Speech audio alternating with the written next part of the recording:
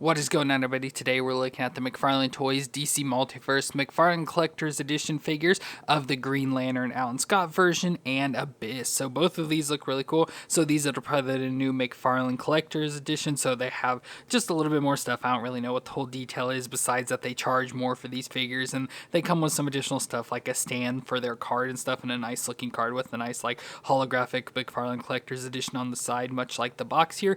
But I think they both look really cool with these versions, especially the Alan Scott version of Green Lantern, just really cool with that first Green Lantern design. And then Abyss is a newer character that also looks pretty cool there. So it's hard to really complain about these. I know we have to pay more for them, so that kind of really stinks. And all we're really getting is more plastic with these stands. So I guess they're not really that special, but it's cool for both these figures at least. And then I think if we spin it around, we can see, yeah, some nice pictures there. So we have more of like this Alex Ross picture of the Alan Scott version there, which is really cool. I love his artwork, so seeing that's awesome. And then just a picture there from it says Batman versus Abyss, at least at the top there. So that looks pretty cool as well, I guess. So both of these look really cool, and I'm excited to check them out. So let me get them out of the box, and we'll take a look at them together.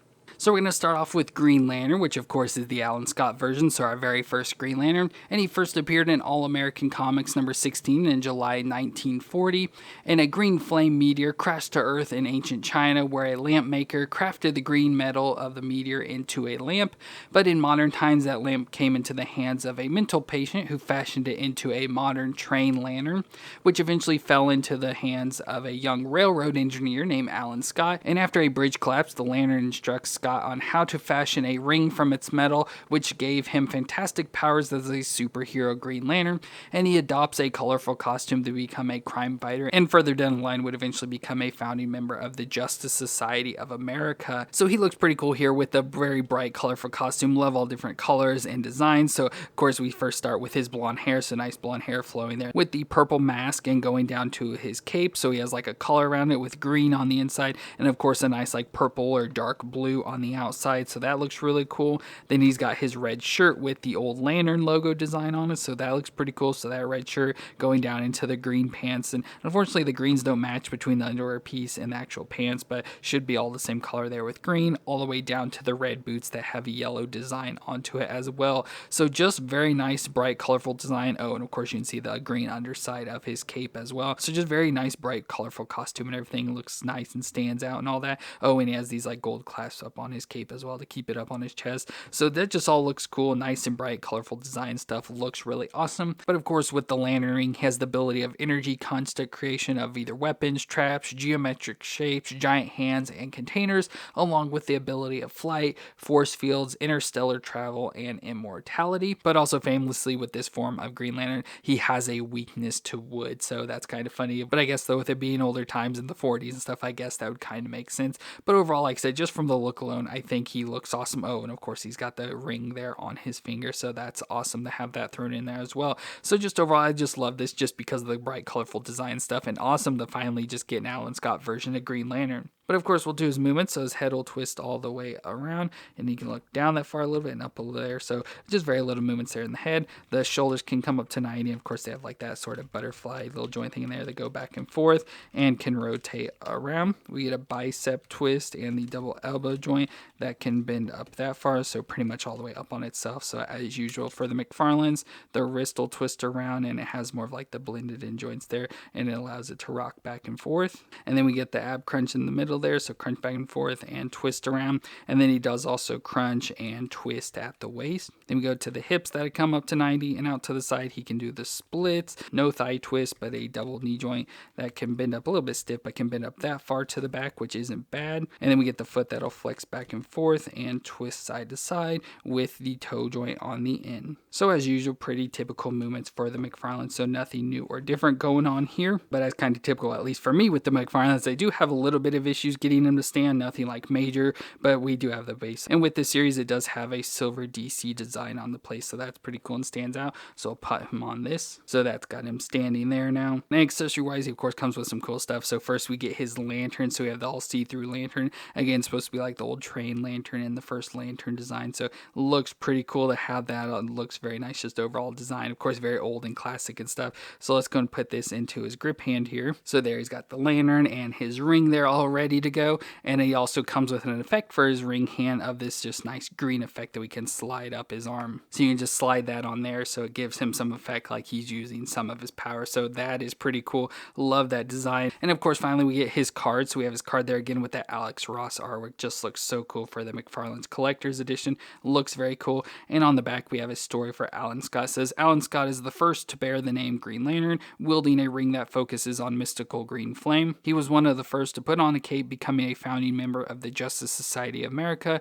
As time passed, Alan aged and evolved into the mentor and inspiration to generations of new superheroes. Recharging his ring through his magic lantern, Green Lantern made his emerald glow a sign of hope and a source of inspiration for decades. So nice explanation there for that. And of course with these we also get this stand design. So we have this stand that we can put it in as well. So nice all black design with the silver DC logo as well. And a nice slot up top here that we can slide the cards down into. So it's just a nice little stand that you can then, stand this next to the Green Lantern there. So we have that picture. Of course, this is like the older version Alan Scott from like the Kingdom Come. So that picture, he looks a little bit older than he does in this younger version of the figure. But I still think overall that looks pretty cool. Love the figure. Love having this Alan Scott version of Green Lantern. I just think it looks awesome. But having like all this is kind of unnecessary. We don't really need all that, but that's what these new things come with. But awesome to have this Green Lantern.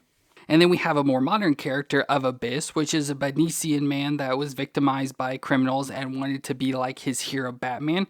So Lex Luthor granted him that wish by offering him training, gear, and experimental procedures to give him darkness-based powers, but he failed Luthor's expectation and was abandoned. So he tried to get Batman to join him in killing Lex Luthor by trapping, wounding, and blinding Batman to prove he was the superior. But as usual, Batman would end up defeating him and offering him help, but Abyss used a smoke screen and disappeared and was never seen again. So he has the ability to manipulate darkness, like plunge rooms into darkness, accelerate the decomposition of corpses, and turn eyes black. So it's kind of what he did with Batman to, quote, blind him. And he has an Abyss suit inspired by Batman's armor and equipped with darkness inspired gadgets and claw fingers. And then he uses a cool weapon we'll get in accessory wise. But overall, I think he looks pretty awesome. So we see mask wise, he almost got like the nice just all black mask, but I love how it's got the little like white X's on there. And of course like a breathing apparatus with a hood and cape, and I love the black on the outside with nice texture and stuff, and a purple on the inside, so that looks pretty cool. Then an all black suit, so I love how it's got like almost like the rib cage design, nice armor going everywhere, so we have like an all black underneath and then almost like a gray color on the top, or at least a shiny black or some sort of different coloration there, with the armor going down all the way to his hands there with the claws. As I mentioned, it's real skinny in the midsection, so he must be a real skinny character, but there with the gray, has some pockets there around his belt to hold all his gadgets, and then switches to more baggy pants that are in black, going down to legs where we have the like boots or whatever that come up to the knees with the guards there, all in a gray color. And he even has like the split-toed shoes, like the Ninja Tabby or whatever stuff. So that looks pretty cool overall design for him. So very weird kind of looking design, but overall I think it looks pretty awesome as well. But we'll do his movement, so his head should be able to twist all the way around here. I wasn't sure what the hood would do, but it can twist around there, and then just very little rocking back and forth. The shoulders do come up to 90, again, should have like that butterfly style joint in there, but doesn't really do much on him, and of course can rotate around. Got to get around that cape though. But he's got a bicep twist and the double elbow joint that can bend up that far, so not too bad.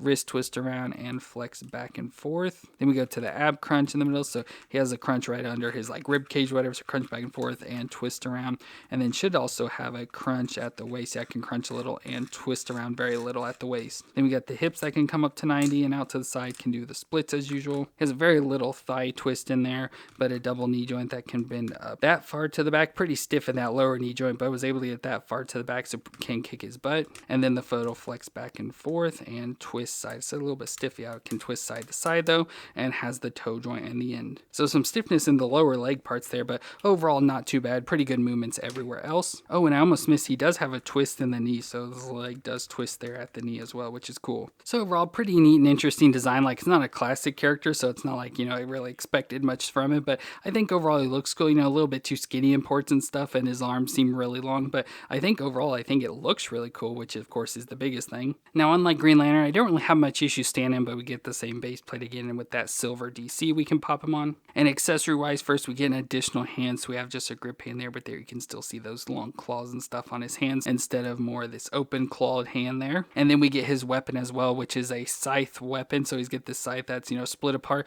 but also is cool that you can also pop it together so it can become almost like a staff thing with the scythe ends on there. So that is really cool. But let's go and just separate out, and we'll switch that hand out and put these in his hand. So there's Abyss with his 2 scythes, so that looks pretty awesome. And of course we do have his card with a picture of him there from the comics, so that looks pretty cool. And on the back we have unknown name, but for years Batman used darkness as a weapon, but now a new enemy turns that darkness against him. Batman must team with Batman Inc.'s mysterious new benefactor to bring the deadly Abyss into the light. So there's a bit more on his story there, which looks cool. And of course for the card we do have this display stand, so we can pop this in here as well, so it can be on display just like the other one. So that is pretty cool there as well. So like I said, Abyss isn't like a big known character, at least for me, so I don't really have a whole lot of connection to him, but I think he looks cool. I love this design stuff. I think it looks awesome for a new character, so can't wait to see more of that. But very awesome for this figure as well.